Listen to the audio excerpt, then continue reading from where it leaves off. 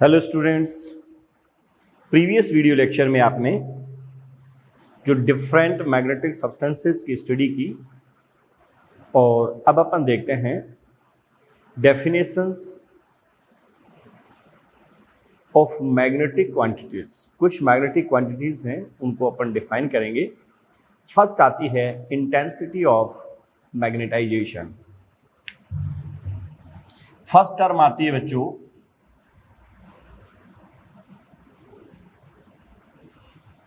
intensity of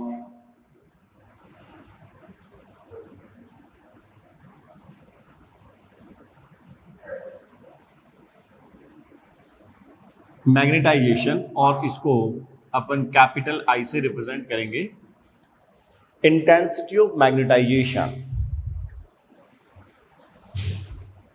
magnetic moment per unit volume, magnetic moment per unit volume is known as intensity of magnetization. Magnetic moment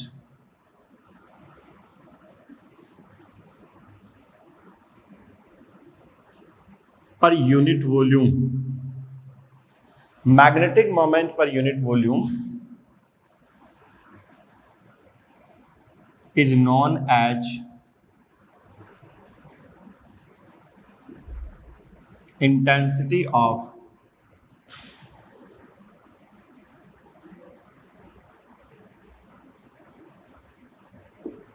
magnetization.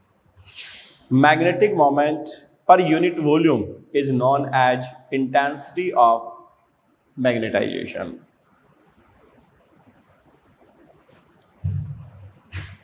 I equal to m by v। और बच्चों अगर इसकी unit अपन देखते हैं तो क्या बनेगी, magnetic moment की क्या बनेगी, ampere into metre square upon metre cube, और कुल मिला के ये बनेगी ampere per metre. Intensity of magnetisation बच्चों एक वेक्टर क्वांटिटी है। It is a vector quantity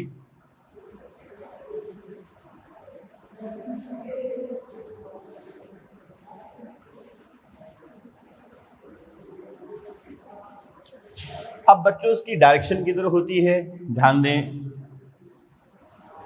for diamagnetic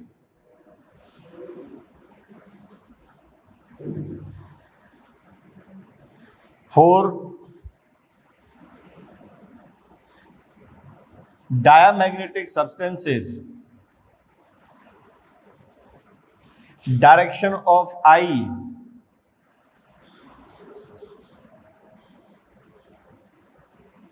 is in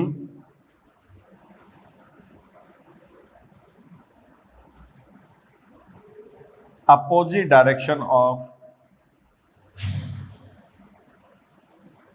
magnetizing field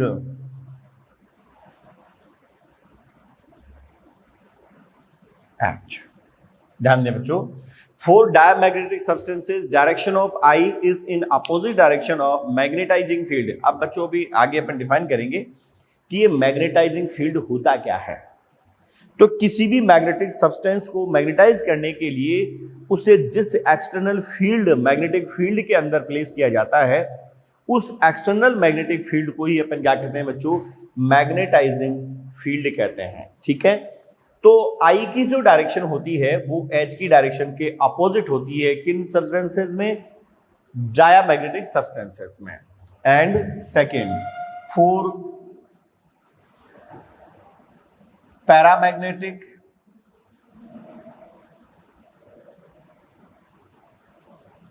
and ferromagnetic substances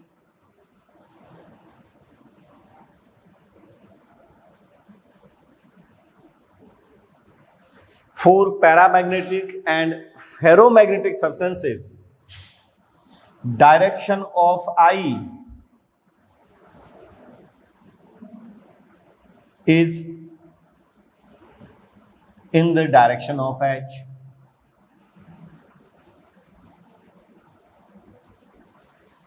तो बच्चों ये एक आपके पास डिफरेंस भी आ गया है कि डायमैग्नेटिक, पैरामैग्नेटिक और फेरोमैग्नेटिक सब्सटेंसेस में एक डिफरेंस ये आ गया है कि इनके लिए आई की जो डायरेक्शन होती है डायमैग्नेटिक के लिए वो एच के अपोजिट होती है, और इन दोनों में आई की जो डायरेक्शन होती है वो एच की डायरेक्शन में होती है। क्लियर है बच्चों? तो ये पहली डेफिनेशन थी। सेकंड डेफिनेशन बच्चों अपन देखते हैं, magnetising field.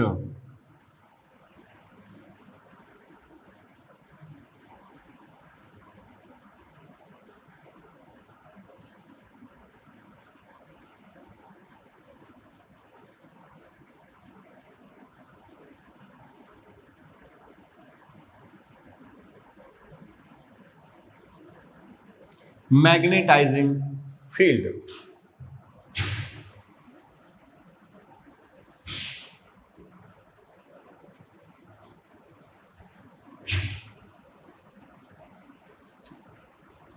the external magnetic field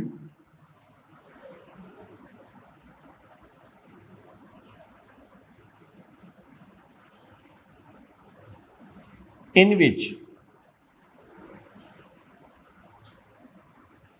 the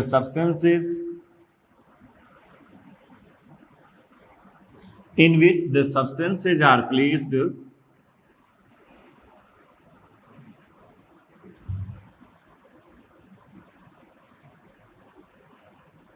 to magnetize, known as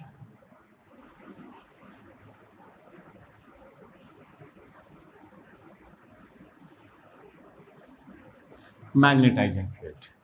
The external magnetic field in which the substances are placed to magnetize, known as magnetizing field.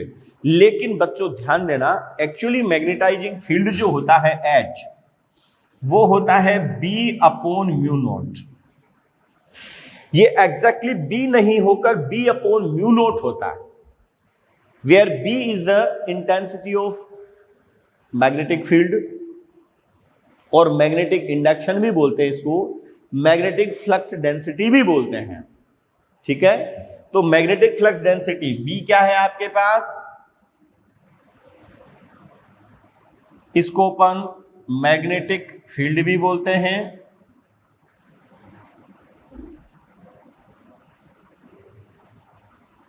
इसको अपन इंटेंसिटी ऑफ मैग्नेटिक फील्ड भी बोलते हैं,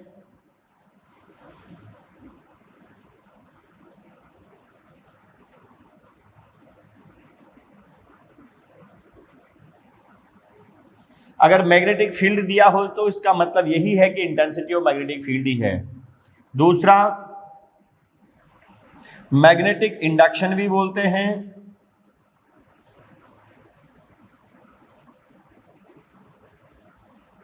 और इसको intensity of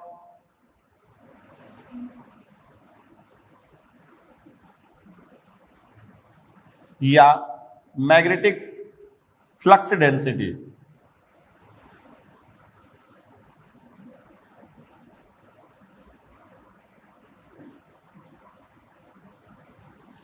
ठीक है बच्चों। तो ये वास्तव में एक्सटर्नल मैग्नेटिक फील्ड नहीं होकर B बाई म्यू होता है फोर्स, और इसकी जो यूनिट होगी ये भी वही एम्पियर पर मीटर होती है। क्या होती है बच्चों? एम्पियर पर मीटर इसकी यूनिट होती है, और इसकी जो CGS यूनिट होती है वो होती है ऑरेस्टेड। क्या होती है बच्चों? ऑरेस्टेड इसकी यूनिट होती है, और 1 ऑरेस्टेड इक्वल टू होती है 1/4 pi 10⁻³ ampere per metre equal to 1000/4 pi approx 80 ampere per metre.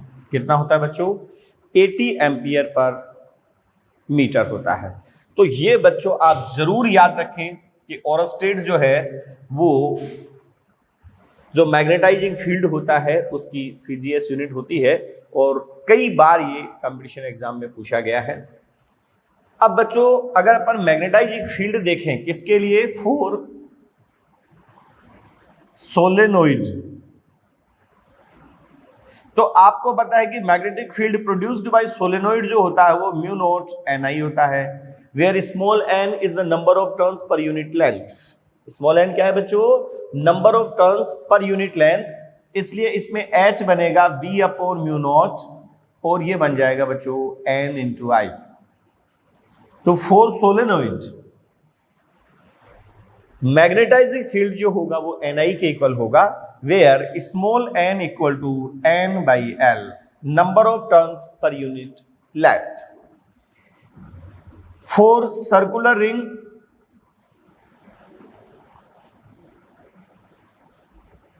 B equal to होता है बच्चों mu naught N into I upon 2R होता है। सेंटर पे मैग्नेटिक फील्ड सर्कुलर रिंग के, और H की जो वैल्यू बनेगी वो बनेगी B अपॉन म्यू नोट और ये बनेगी Ni अपॉन 2R। इस टाइप से आप क्या कर सकते हैं, मैग्नेटाइजिंग फील्ड जो है वो फाइंड आउट कर सकते हैं। तो मैग्नेटाइजिंग फील्ड और इंटेंसिटी ऑफ मैग्नेटाइजेशन जो होती है बच्चों, इनकी जो यूनिट होती है वो सेम होती है। क्लियर। आगे अपन देखते हैं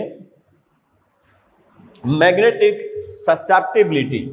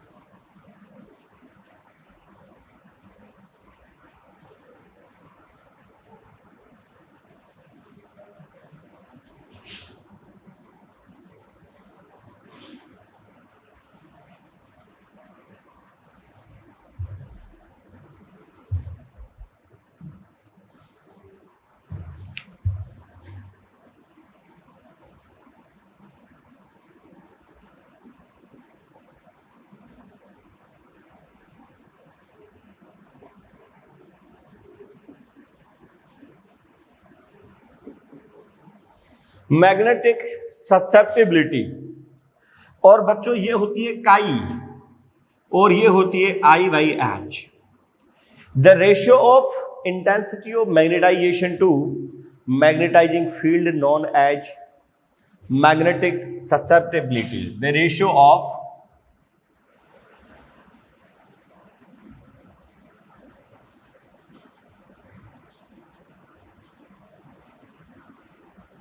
intensity of magnetization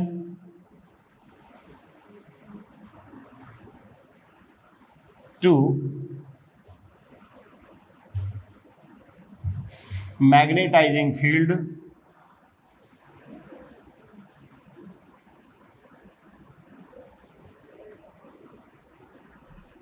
known as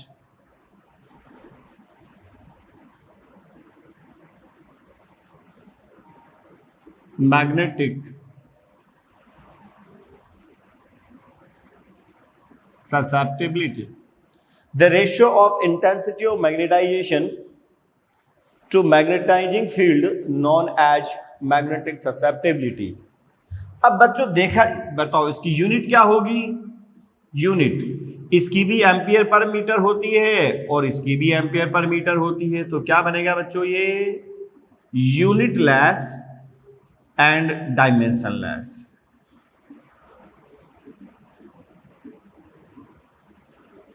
ये जो क्वांटिटी होगी बच्चों वो यूनिट लेस होगी और डायमेंशनलेस होगी। ये हुआ अपने पास मैग्नेटिक ससेप्टिबिलिटी। ठीक है, आगे बच्चों अपन देखते हैं। अच्छा, एक विशेष का ध्यान दें, यहां पर क्या कंपैरिजन करेंगे। For diamagnetic, for diamagnetic substances, for diamagnetic substances chi less than 0 means chi की जो वैल्यू होती है वो निगेटिव होती है। कैसी होती है बच्चों, निगेटिव होती है। for diamagnetic substances chi less than 0 for paramagnetic substances,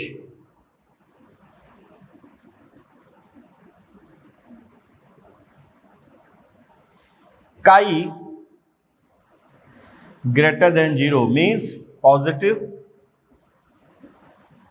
and for ferromagnetic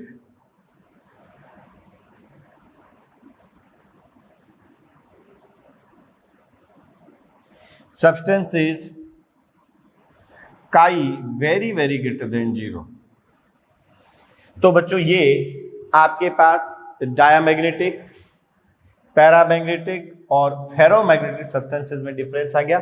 दूसरा, आपको पता है कि I इक्वल टू होगा काई इंटू एच, एंड काई की वैल्यू निगेटिव होती है, तो for diamagnetic substances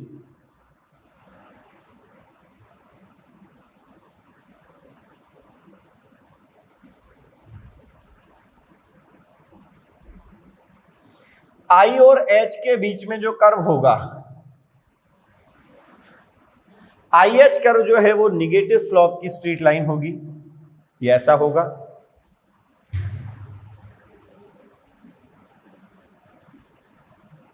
for paramagnetic substances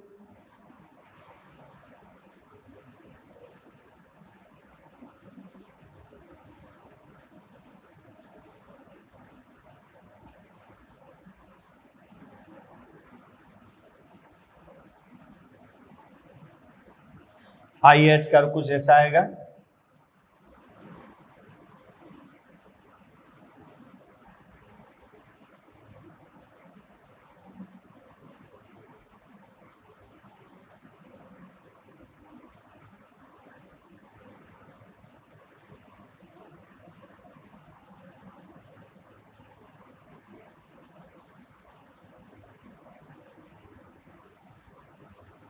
IH वक्र बच्चों कुछ ऐसा आता है। तो फेरोमैग्नेटिक सब्सटेंसेस के लिए देखो, in general for ferromagnetic substances chi is very very greater than 0। For ferromagnetic substances chi is very very greater than 0, but यहां से अपन देखें बच्चों, IH कर्व का जो स्लोप होता है वो काई को रिप्रेजेंट करेगा। Slope of IH curve will represent काई।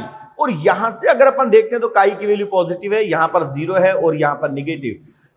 तो अपन ये कह सकते हैं कि फॉर फेरोमैग्नेटिक सब्सटेंसेस काई मे बी निगेटिव, 0 और पॉजिटिव।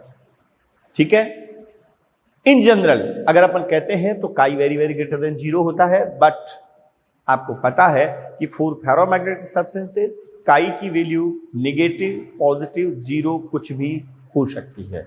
ठीक है, तो ये बच्चों अपने पास सेकंड डिफरेंस ये पता चला। और थर्ड डिफरेंस जो फिर पता चला अपने पास कि I और H के बीच में जो कर्व अपन ड्रॉ करेंगे तो IH कर्व का भी इनके बीच में डिफरेंस आ गया।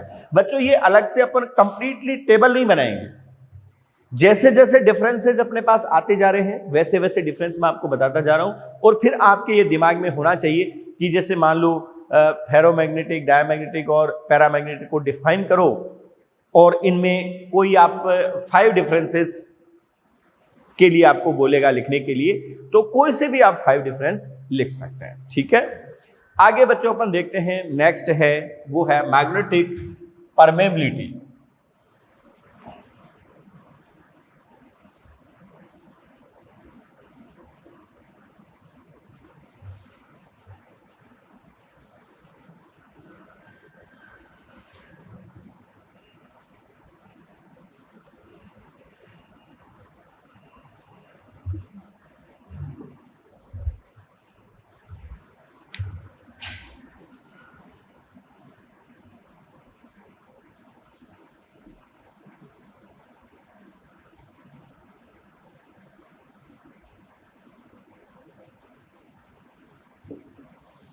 Magnetic permeability, the number of maximum electric field lines that can pass through a magnetic substance is known as magnetic permeability. The maximum number of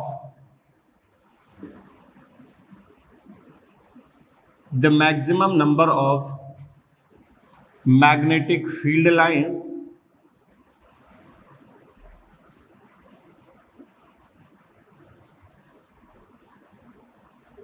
that can pass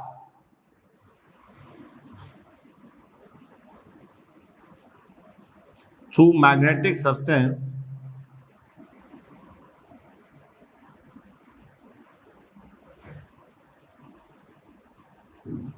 known as magnetic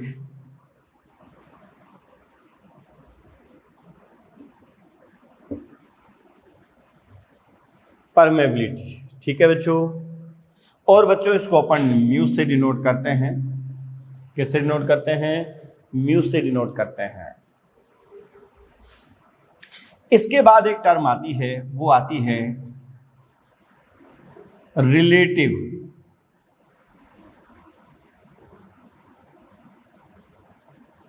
magnetic permeability. अच्छा बच्चों, magnetic permeability की अगर मैं unit देखूं, इसकी unit of mu, ये भी बच्चों कई बार पूछता है और ये आता है वेबर पर एम्पियर इंटू मीटर। ये ध्यान रखना बच्चों, म्यू की जो यूनिट होती है वो क्या होती है? वेबर। जो मैग्नेटिक फ्लक्स की यूनिट होती है, मैग्नेटिक फ्लक्स की यूनिट क्या होती है बच्चों? वेबर पर एम्पियर इंटू मीटर। ध्यान रखना, रिलेटिव मैग्नेटिक परमेबिलिटी। और ये क्या होती है बच्चों?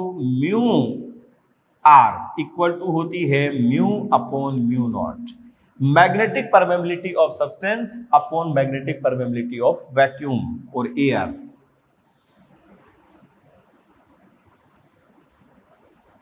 Magnetic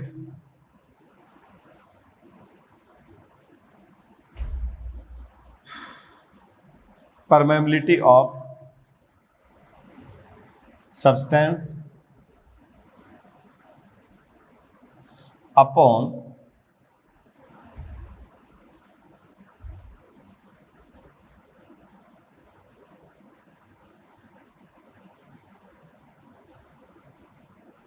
magnetic permeability of vacuum। यानी the ratio of magnetic permeability of substance to magnetic permeability of vacuum. अब बच्चों एक डिफरेंस फिर आता है, for diamagnetic substances, for diamagnetic substances mu r less than 1 but positive. Mu r की जो value होती है बच्चों लेस देन 1 होती है बट पॉजिटिव होती है for paramagnetic substance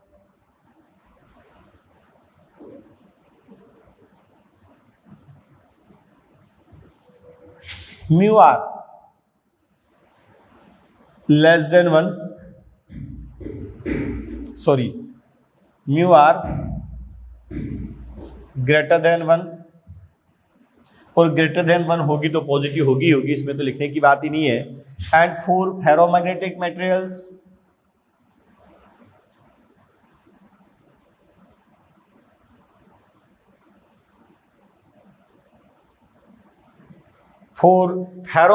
substances mu r very very greater than 1। तो बच्चों ये आपके पास डायमैग्नेटिक, पैरामैग्नेटिक और फेरोमैग्नेटिक सब्सटेंसेस में एक डिफरेंस आपके पास और आ गया है। अब बच्चों इस पर बेस्ड कई बार क्वेश्चन, ये देखो पहले एक बार AIEEE 2008 में ये क्वेश्चन पूछा था, for diamagnetic substances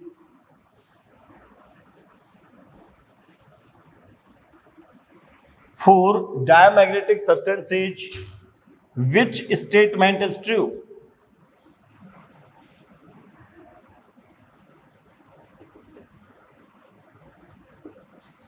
For diamagnetic substances which statement is true?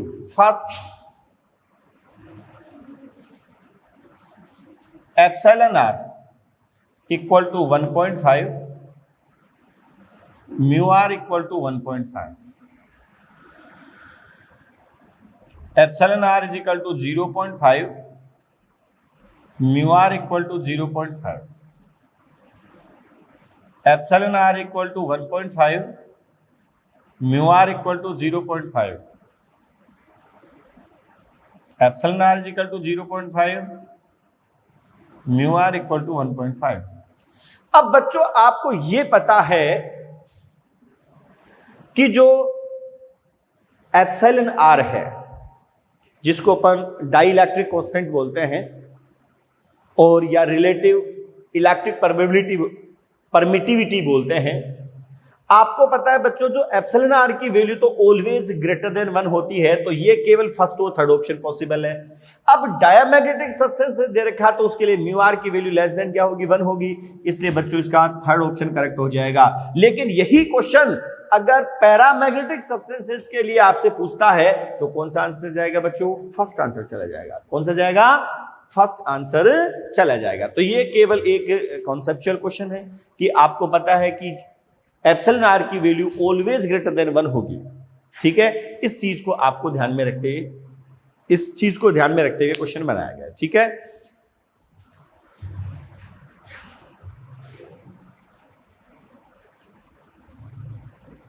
अच्छा बच्चों एक चीज हो रही है इसमें, फॉर सुपर कंडक्टर्स, ध्यान देना बहुत इंपॉर्टेंट है, फॉर सुपर कंडक्टर्स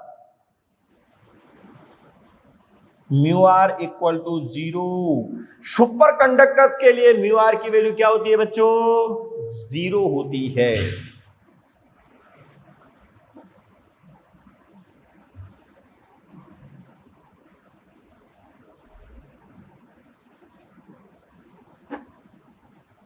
अब बच्चों अपन क्या करेंगे, एक रिलेशन लेंगे, relation between various magnetic quantities. जो आपके पास वेरियस मैग्नेटिक क्वांटिटीज हैं जिनको अभी अपन ने डिफाइन किया, इनके बीच में क्या रिलेशन होगा। तो बच्चों आगे अपन देखते हैं relation between various magnetic quantities।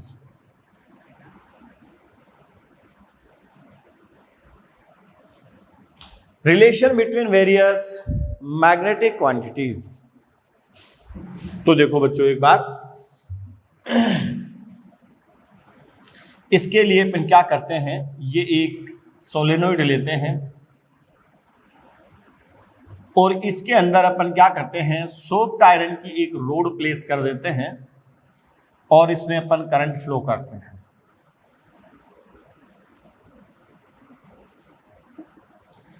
अब आपको पता है बच्चों जो टोटल मैग्नेटिक फील्ड होगा, एक तो होगा due to external currents, means जो सोलेनोइड मैग्नेटिक फील्ड प्रोड्यूस करेगी वो तो हुआ एक्सटर्नल मैग्नेटिक फील्ड। और आपको ये पता है कि जब इस सॉफ्ट आयरन को मैंने क्या किया, इस मैग्नेटिक फील्ड के अंदर प्लेस कर दिया, सोलेनोइड द्वारा जो प्रोड्यूस्ड मैग्नेटिक फील्ड के अंदर मैंने इसको प्लेस कर दिया, तो ये खुद भी मैग्नेटाइज होगी और मैग्नेटाइज होने के बाद क्या करेगी, मैग्नेटिक फील्ड प्रोड्यूस करेगी। इसलिए मैं क्या कह सकता हूं कि total magnetic field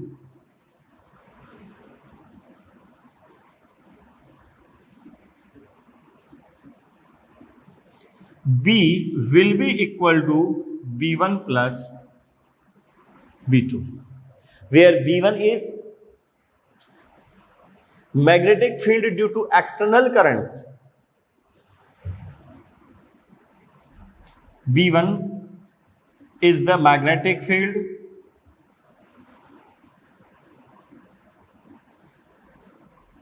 due to external current. और बच्चों ये B1 जो है वो डायरेक्टली प्रोपोर्शनल टू होगा H, और मैं ये कह सकता हूं कि जो B1 है वो म्यू नॉट इंटू H के इक्वल होगा।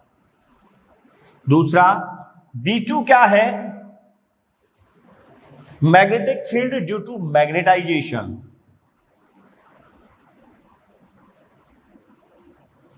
Magnetic field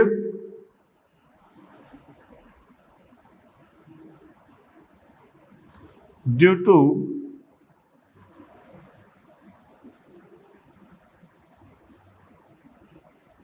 magnetisation and B2 is directly proportional to I or B2 equal to mu naught into I, equation number second. Now B equal to mu naught H plus mu naught I equal to mu naught H plus I और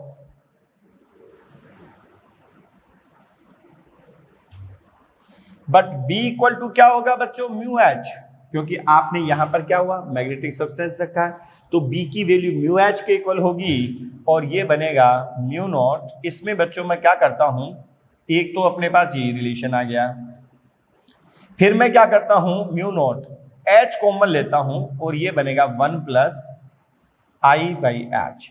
H and H cancel हो गया और इसको इधर लूंगा, mu by mu naught equal to 1 plus chi कह सकता हूं बच्चों, और म्यू अपॉन म्यू नोट क्या बन जाएगा? Mu r equal to 1 plus chi. ये रिलेशन आ गया अपने पास। तो relation between various magnetic quantities, mu r equal to हो जाएगा बच्चों आपके पास 1 plus chi. Question,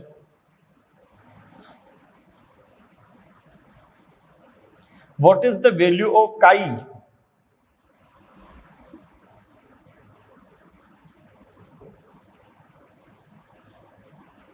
for superconductors?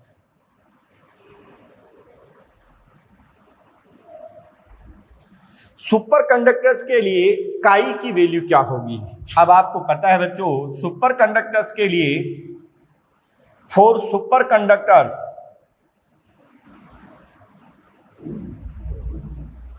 Mu r equal to 0 और 1 प्लस काई इक्वल टू 0 और काई इक्वल टू -1। सुपर कंडक्टर्स के लिए काई की वैल्यू क्या हो जाएगी बच्चों? -1 हो जाएगी। For superconductors chi equal to क्या बन जाएगी? -1। Next question, for a substance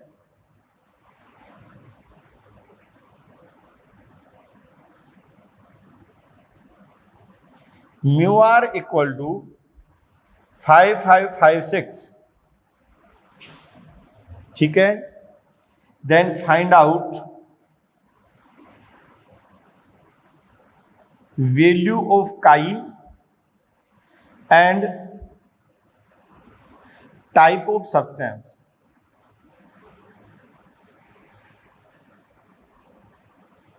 ये किस टाइप का सब्सटेंस होगा? We know that since mu are very greater than 1, so substance is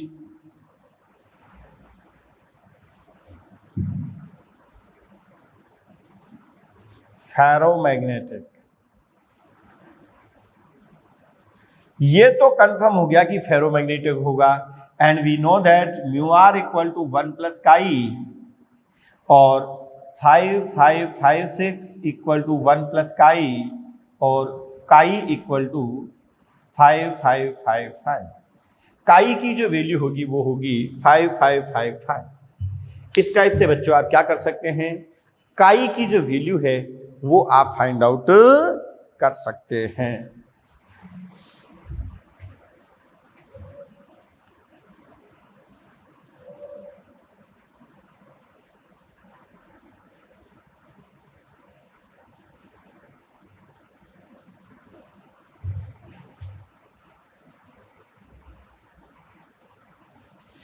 अब बच्चों इनमें अपन कुछ डिफरेंसेस और देखेंगे।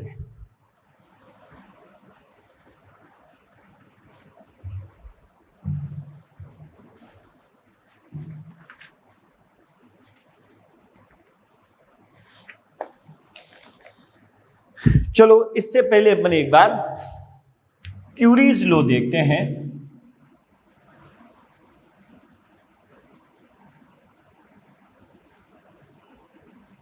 क्यूरी लॉ क्या है बच्चों? क्यूरी लॉ फोर, ध्यान देना एक बार, फोर पैरामैग्नेटिक सब्सटेंसेस, बहुत ही अच्छा है बच्चों, बार बार ये एग्जाम में पूछता है, मोस्ट इंपोर्टेंट है। Four paramagnetic substances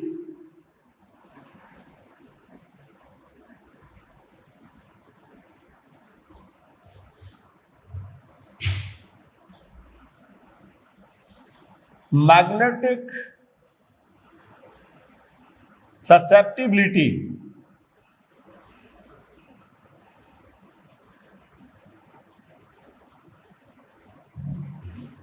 is inversely proportional to its absolute temperature. Means chi inversely proportional to T और chi equal to C by T, where chi आपको पता है यूनिटलेस एंड डायमेंशनलेस होगा, इसलिए C को जो क्यूरी कांस्टेंट अपन बोलते हैं, C को क्या बोलते हैं बच्चों? क्यूरी कांस्टेंट बोलते हैं। और क्यूरी कांस्टेंट की यूनिट वही होगी जो एब्सोल्यूट टेम्परेचर की होगी, मींस केल्विन होगी। क्या होगी बच्चों? केल्विन। तो unit of C equal to होगी केल्विन। और बच्चों काई वर्सेस टी के लिए कर्व यदि मैं ड्रॉ करूं तो ये इस टाइप का रेक्टेंगुलर हाइपरबोला आएगा। Ferromagnetic materials obey an additional law known as Curie Weiss law, और ये कहता है कि chi inversely proportional to T minus T C. ये किसके लिए होते हैं? For ferromagnetic materials, for ferromagnetic substances chi inversely proportional to T minus Tc known as Curie-Weiss law, and where Tc is known as Curie temperature. अब बच्चों इस Curie temperature को कैसे डिफाइन करेंगे? क्यूरी टेम्परेचर को कैसे डिफाइन करेंगे? The temperature at which ferromagnetic substances convert into paramagnetic substances known as Curie temperature. बहुत इंपॉर्टेंट है बच्चों, ये बहुत बार डेफिनेशन पूछी गई है। Curie temperature, the temperature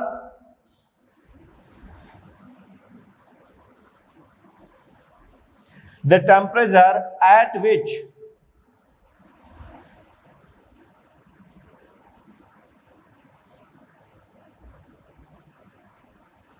ferromagnetic substance convert into paramagnetic substance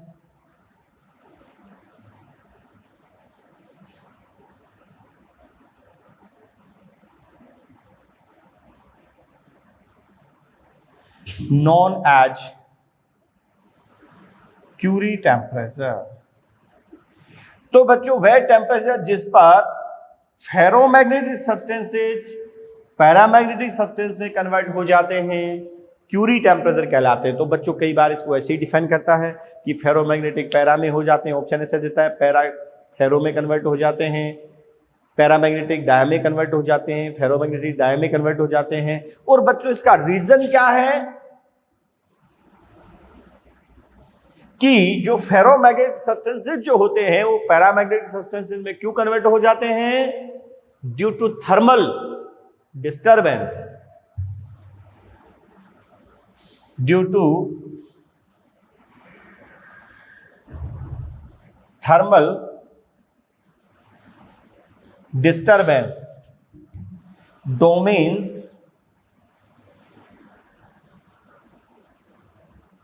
gets destroyed. क्या हो जाते हैं बच्चों? डोमेन नष्ट हो जाते हैं, डोमेन डिस्ट्रॉय हो जाते हैं। इसलिए और एक वैल्यू आपको ध्यान रखनी है बच्चों, ये बार बार पूछता है, TC Curie temperature for iron. Iron के लिए ये होता है 770 डिग्री सेल्सियस और 1043 केल्विन।